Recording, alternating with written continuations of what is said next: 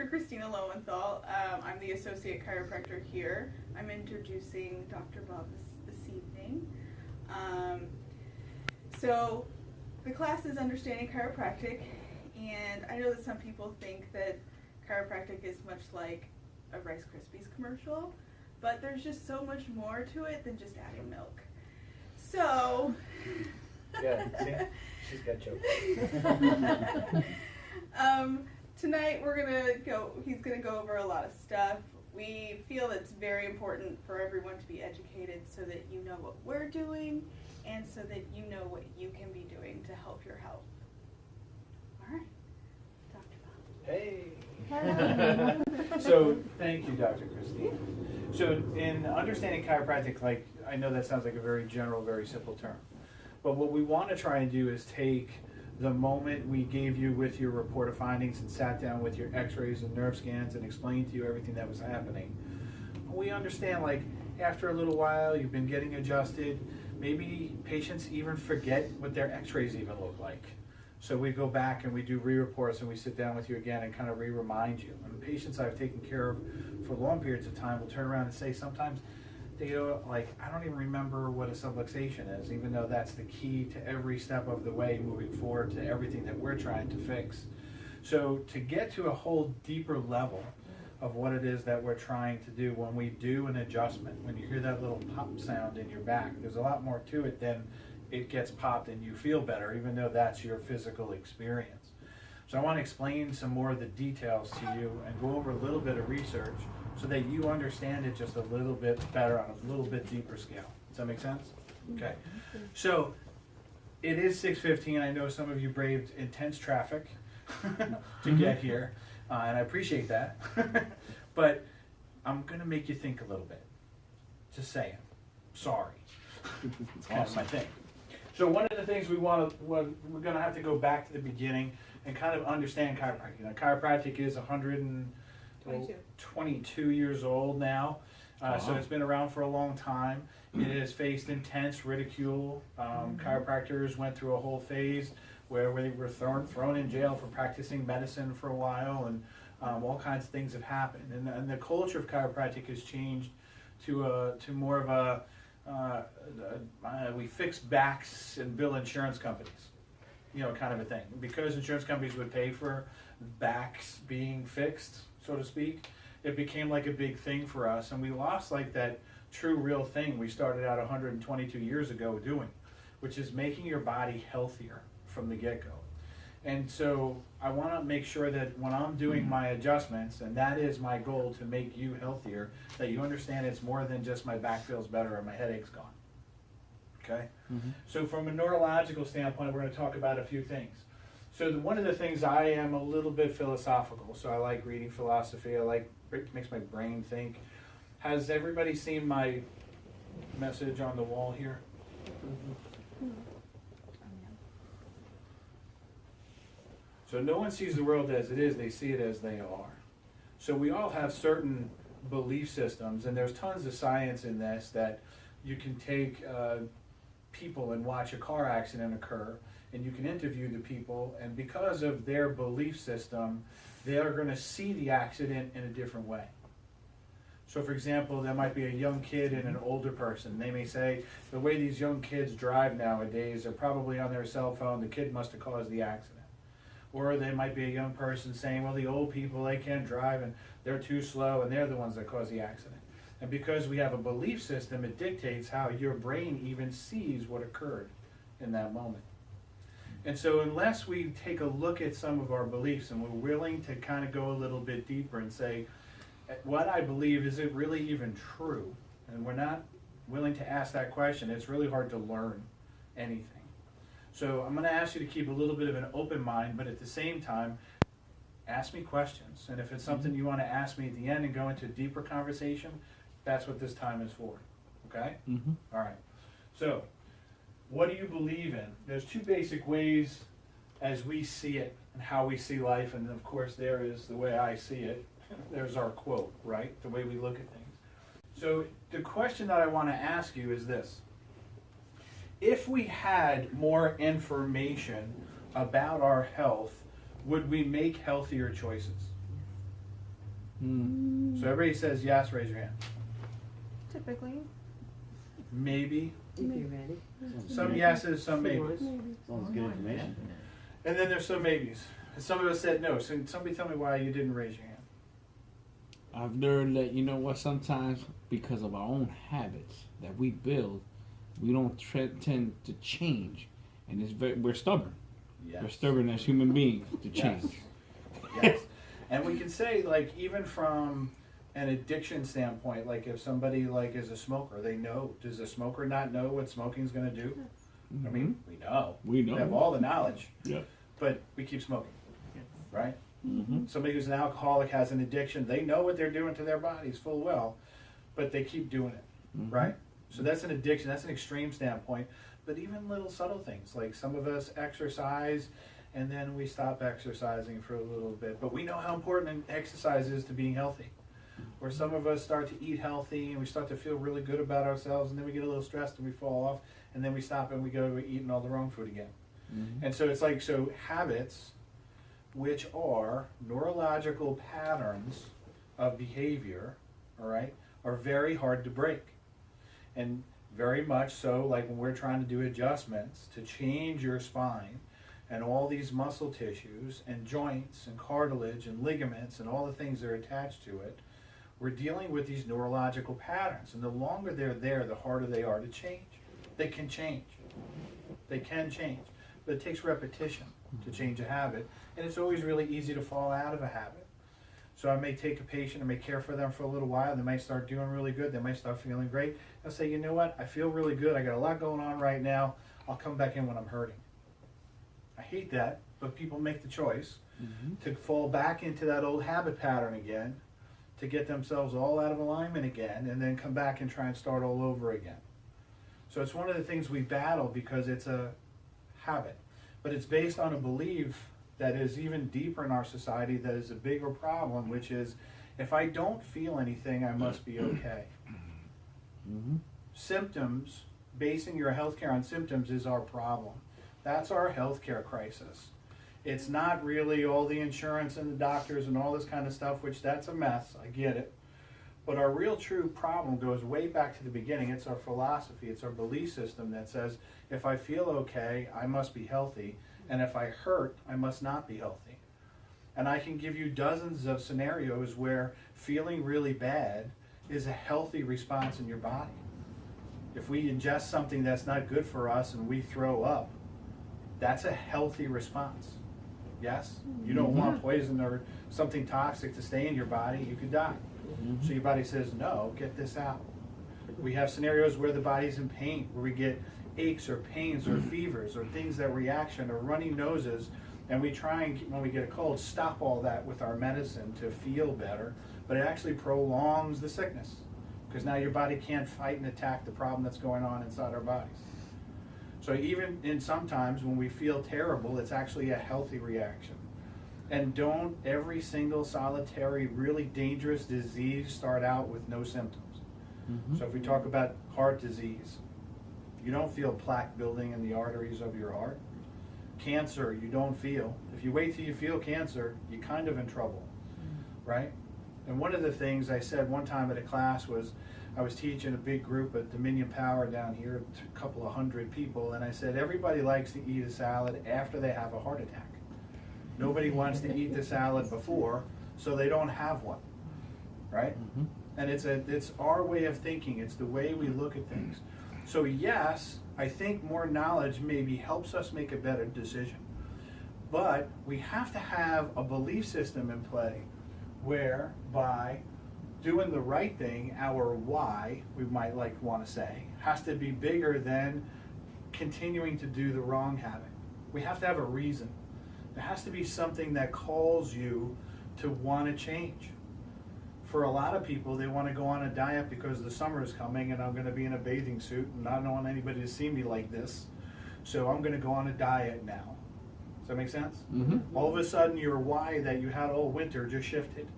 So now I know the knowledge of having to work out and I have that information. I know what to do. I know how to eat right. But now all of a sudden, I'm going to do it. Right? So it's that why has to be bigger. And that's what I notice about people.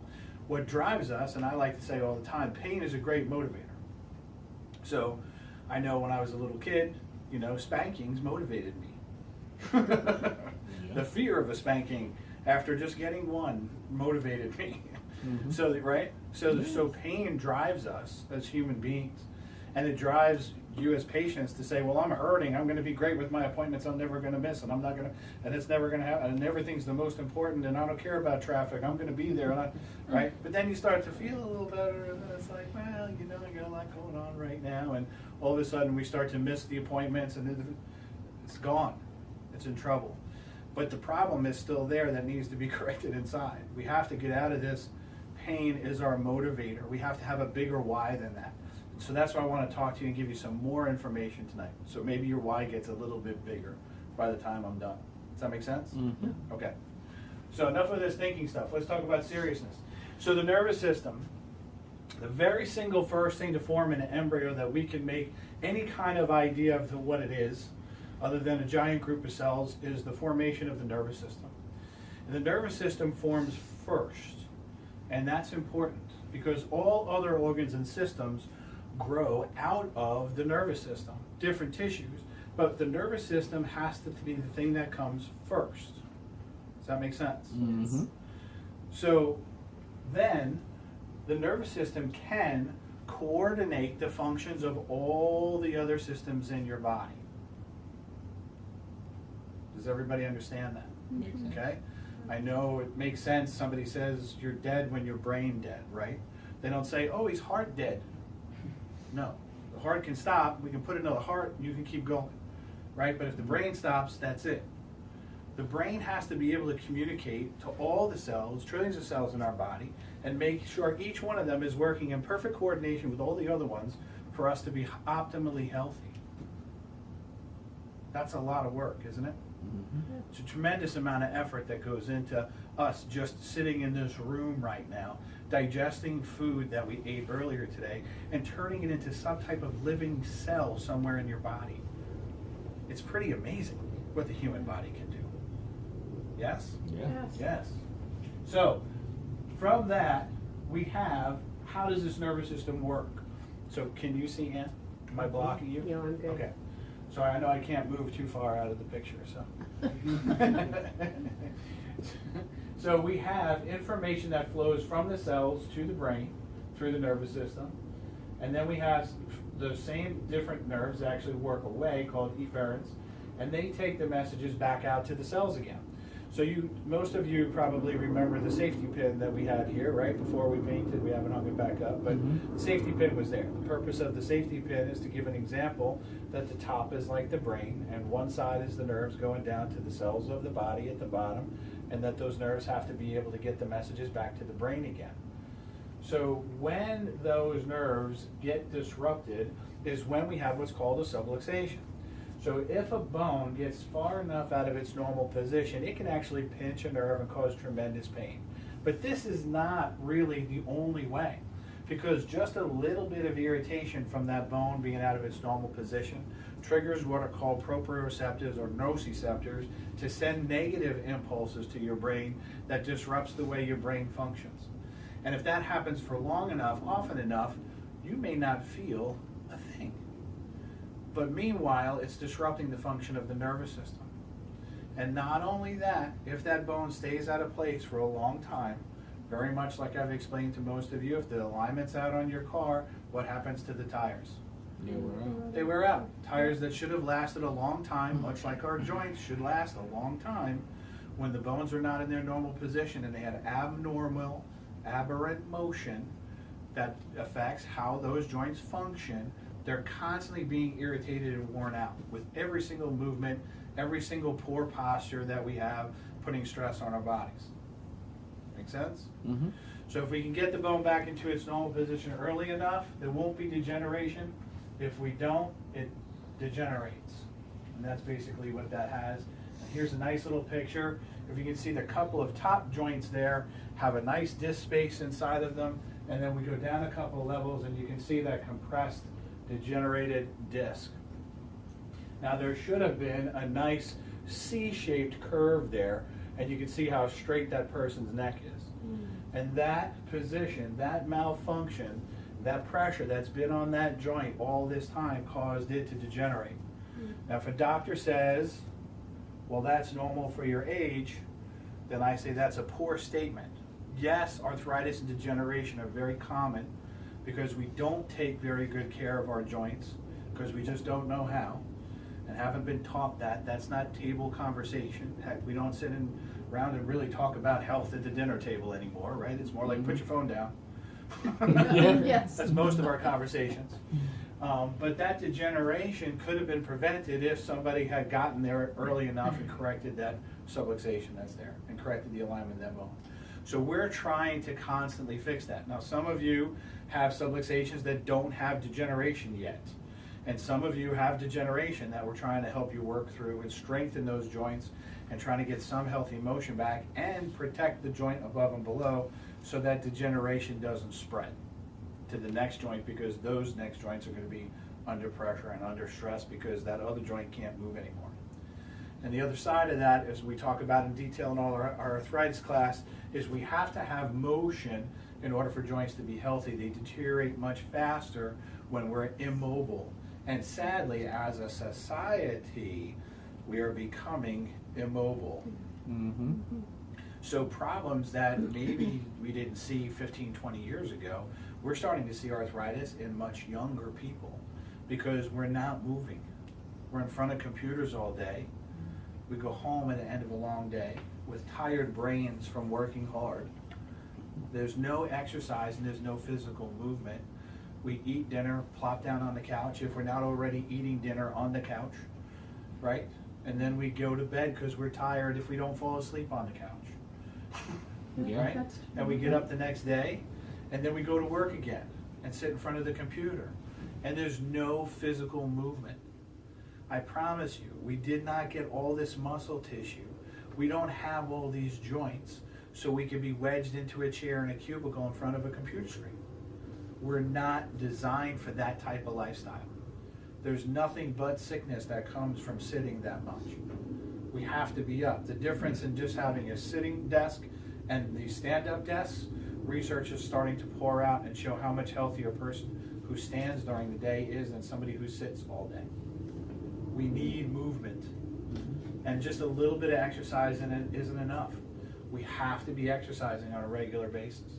It has profound differences. And what's one of the leading problems we're dealing with right now, seeing the numbers go through the roof, is Alzheimer's. Alzheimer's is now being associated in some circles, and they're going to start actually calling it diabetes type 3. That there's a huge link between all the sugar we've been eating. At the same time, we're inactive all day long by sitting at these desks, and throw in just a tiny little mixture of this thing we call stress into our life. And it's a very dangerous combination for how our body functions. So type 2 diabetes on the rise hugely in this country. Alzheimer's is on the rise, even bigger. And it may even be what they call the one disease that can bankrupt our country because of the cost that's involved in taking care of an Alzheimer's patient. There's some reports by 2050, we're going to be in a lot of trouble just because of the people that we have to house that have that type of condition. The best thing you can do about that is not become one of them. We have to move. We have to cut back on our sugar. Okay? Okay. Now, next slide. The effects of the subluxation on the nerves, there's tons of research on this. One doctor had nothing much to do, so he sat down and went through over 10,000 research papers. That's what scientists do. Yes. I like looking at research, don't get me wrong, but 10,000 is a lot for me. And he came up with 316 research articles that said that the neurovertebral influence upon the autonomic nervous system, some of this somatoautonomic evidence to date. So this is a guy that did this from Australia, published this article and went through all this stuff for us. So 316 different research articles that have been published so far, and that's as of 2009, showing how the vertebral neural combination affects our health. How this nervous system is being affected by the bone being out of its normal position. A subluxation is what we like to call it in chiropractic, right? A subluxation is different in medicine. It has to be a very severe one to be even acknowledged to be present. So when you get x-rays by a medical doctor, they may say that looks fine. When I get at it, I'm gonna look at it with much more detail and draw lines and show you exactly how things are out of their normal position so you see them. Yes? Right? Yes. We take the time to do that and teach you so you know exactly what we're trying to do, is to bring this back. The peripheral nervous system, we all know, like if we have with a headache and the your nerves are irritated in the neck, if we have sciatica with pain going down our leg, that's coming from the nerve irritation in our back, and so on and so forth. So those are even more well documented, but there's actually more research available to show us how it's affecting the nerves going to the internal organs than the actual joints and the sciatic and the headaches and those type of things. But that's what we're known for, right? If you look at a chiropractic ad, it'll say, if you've got neck pain, headaches, right? Mm-hmm. So, Internal organ stuff, you say? Yeah. Internal organs? yeah. Yeah, there's only That's kinda scary. 316 research studies. So when we adjust patients and we say, oh, my digestion is better, my reflux is gone, my asthma is better, it's like I'm not surprised. My sinus is cleared up and I can feel I didn't get sick this year, but I always get sick. And so it's just the increased optimal health of your body being affected by the adjustment. So there is no, and we don't adjust somebody for reflux. It's not what we do. We're not treating a condition, but we're trying to make the whole body function better so the brain talks to those internal organs more efficiently. Does that make sense? Mm-hmm. Okay. So this is a brain scan. It's called a PET scan. I don't know if you can all see it from there, but do you see all the blue dots that's on that picture? I'm sorry, if I try to blow it up a little bit bigger, it gets really fuzzy and blurry. Mm-hmm. But there's a whole bunch of blue dots there.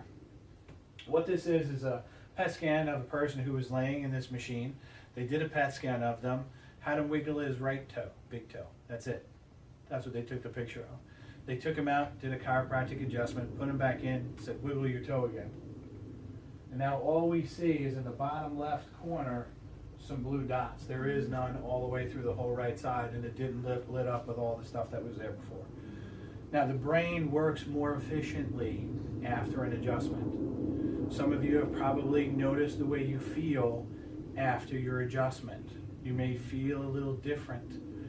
What we are starting to do more research and studies on is these effects of the brain when we get adjusted. And we're seeing changes in all these alpha waves and beta waves and all the stuff of how the brain works. My team up here will tell you that they wish we had a camera and we could take a picture of you when you come in and a picture of you when you leave, because you're a different person. Because you can physically see the change on your face. Not necessarily because you feel a little bit better, that does happen, but some of us may not even notice a change in how we feel, but there's a difference in our attitude and how and you're so much more friendlier. They always argue about who's got check in and check out up here. You check in like everybody, got it, some of the traffic and the rand. And then you come back and you're like, hey Nicole, get ready to leave. What happened? Did you have a nice weekend? All right, we're different people. Different people. Posture is directly associated with how our brains work. And we know this. You've ever seen anybody depressed? Mm-hmm. Yes. Like this, yes? How is most of our postures now? Like this, Mm-hmm. right? And if you're standing up straight with your shoulders back and you've got great posture, it's almost hard to feel bad. Because there's a direct correlation between your posture and how you feel. Within seconds, our body is set up chemically to notice the difference. So there's research studies being done now on teenage girls in depression that have a severe kyphosis, and they walk around like this with their shoulders. And how do they spend their days? On their phone, getting depressed. And then changing that curve, bringing them back to normal, adding in a little bit of exercise, which by the way changes brain chemistry dramatically too. It's been shown to be much more effective than some medications at treating depression with longer lasting effects. So we need to be upright, we need to be moving, this is health, yes? Yes. Yes. We don't, I understand the need for something like high blood pressure medication, right? Prevent strokes, I get it. But we don't have high blood pressure because we have a lack of blood pressure medication. There's a reason this is occurring, and we have to look for the cause and stop just taking medicine and keep doing everything the same. Does that make sense? Yes. Okay. Yeah. So, you have a choice. You keep doing things the same way and treat the symptoms, or you get to the cause of the things in life. And when I say that, I mean that more of a general term than just chiropractic. Obviously, if there's a subluxation, then that's the cause. Let's fix that. But there's other issues. We have to move. We have to be healthy. We have to have exercise. We have to sleep a certain number of hours every night. We have to drink water, not colored, chemical, toxic stuff. Yes? Yes. And say, oh, that's healthy. So we had a patient years ago who was suffering with terrible migraines, and she was having them 2 or 3 times a week and couldn't keep a job or anything. We went through her whole process of her care plan and got her adjusted. And she got down to maybe 1 or 2 migraines a month, but we couldn't quite get that last little bit to go away. And it wasn't until weeks later and a lot of discussion that we found out she was drinking 8 to 10 Diet Cokes a day. Whoa, whoa. I said, well, maybe there's something that's a trigger there. Let's see what happens if we pull you away from some drinking. Maybe, I'm not saying that one's going to hurt anybody, but maybe 10 a day is too much. 10 probably of anything a day is too much. Yes? Right? So let's pull that away. Let's try drinking some more. And then she revealed that she was having constipation issues and all other kind of health problems. And as we got her off that, I didn't, that was it. No more migraines. Gone. Start making healthier choices now. So, my why, and when we do these classes, is, and most of you know, I have a new baby, right? 53 years old. It's a little different than when I was 29 with my first daughter. So it's a different being a parent now. And so little things are different to me. Like everything seems a little more important. When I was in my 20s, like how to go to work, provide for my family. Yeah. Not that I don't still have to do that. But now I go home and it's like I connect in a different level with my son. And maybe that's going to be good for him, I don't know, but who knows how he'll turn out. But for me, I see what's happening in our society. And there's a video out, I don't know if you guys get ever a chance to see it, but they talk about how our society is actually safer than it was 20 years ago. And they pull out all this data and all this research showing that there's less murders and less rapes and less drugs and less harmful things and all this stuff. But our perception is that things are more dangerous now than ever before. And we don't let our kids go out and play in the street, especially after dark. And we're all afraid and we lock our doors where we used to have open doors. But stuff's in our face. We didn't have Facebook 25 years ago. It didn't mean there wasn't bad things happening. We just didn't get to see it at the level that we get to see everything now that's going on everywhere in the world. So we think it's a more dangerous place because it's right in front of our face, every dangerous thing, if that's all we look at. And I have to take you back to that statement. It's the way we see it that makes all the difference. Okay? So the world isn't a bad place. I want to try and make it a little bit better. As I get a little older in life, I realize I have an impact. I'm having an impact on my community. I have patients that come from very far away, and you're driving from Norfolk, but I got somebody who came from Newport News today to get adjusted. And I have somebody who drove up from Edenton, North Carolina to get adjusted, and people who come up from Elizabeth City. And so it's not like this is it. I'm having an effect further out into my community. I want my community to be a healthier, safer place. And that's why I do the classes. That's why I get up every day. I want my son to have a safe place to go play. I want to have that kind of a community back. And I realize that starts with each one of us realizing, hey, we all have a role to play in this and a part to play in this. Each one of us that gets a little bit healthier makes our whole community a little bit healthier. And each one of us that chooses to do repetitive habits, as Eddie so perfectly brought up from the very beginning of the class, if we choose to stay in those habits, then we're going to be sick. We know that. We prove that. We know if we do X, Y, Z, this is what comes. One of the most horrible statements I've heard this year was a patient who was cleared of cancer, gone through all of her chemo, did everything that she did, and her doctor said, Now you can go back to living your life just like you did before. And I think that's a scary statement because something in the way she was living her life before had her get cancer. So maybe she needs to change something. Not that we can know what it is, maybe directly, but maybe she needed to exercise a little more. Maybe she needed to eat a little different. Maybe she needed to stress a little less. Maybe, who knows? But you don't go back to doing what you did that made this thing happen. Yes? Yeah. There's got to be a better way. And we can choose to be part of the solution or part of the problem, but we're all making choices all the time. So my favorite quote to close out a class is, when you have your health, you have 1,000 dreams. And when you lose your health, you only have one. Does everybody get that? Get it back. Everybody who's sick only wants their health back. And that's my Understanding Chiropractic class. Thank you for watching our video. If you like what you saw, be sure to subscribe to our channel. Yeah, and like us on Facebook. There's always a lot of information also on our website at rosemontchiropractic.com.